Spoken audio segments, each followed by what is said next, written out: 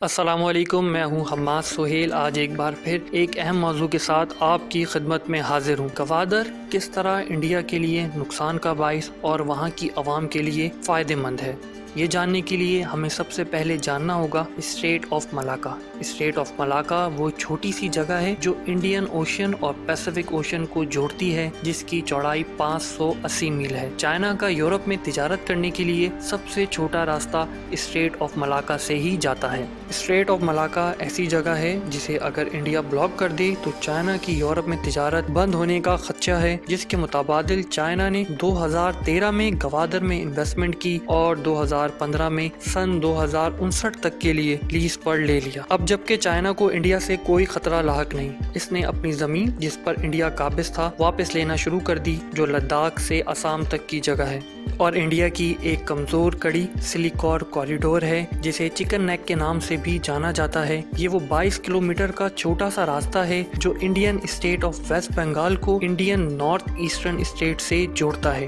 جہاں انڈیا کی 8 ریاستیں موجود ہیں: اروناچل پردیش، آسام، منی پور، میگھالیہ، میزورم، ناگالینڈ، سکم اور تری پورہ، جو ہندوستانی ریاست کی جانب سے کئی سالوں سے نظر انداز کیے جانے پر سراپا احتجاج ہیں اور بعض عناصر علیحدگی کی تحریک چلا رہے ہیں، اپنے لیے ایک الگ ملک کے منتظر ہیں۔ گوادر پورٹ اس لیے اہمیت کا حامل ہے اور دوسری قوتوں کی طرف سے عدم استحکام کا شکار ہو رہا ہے، کیونکہ گوادر کی بحالی سے اسٹریٹ آف ملاکا پہ چائنا کا انحصار ختم ہو جاتا ہے، جو کہ انڈیا بشمول کئی ممالک کے لیے نقصان کا باعث ہے۔ اگر چائنا سلیکور کوریڈور چکن نیک کو بند کر دے تو انڈیا 2 حصوں میں بٹ جائے گا اور ممکن ہے انڈین نارتھ ایسٹرن اسٹیٹ آزاد ہو جائیں، اور چائنا کا یہ دعویٰ کہ یہاں موجود 8 ریاستوں میں سے بہت سی جگہ اس کی ہے جس پر انڈیا قابض ہے، اپنی زمین واپس لے لے۔ گوادر پورٹ کی بحالی بہت سی بیرونی قوتوں کے لیے باعث تشویش اسی وجہ سے ہے کہ گوادر کی بحالی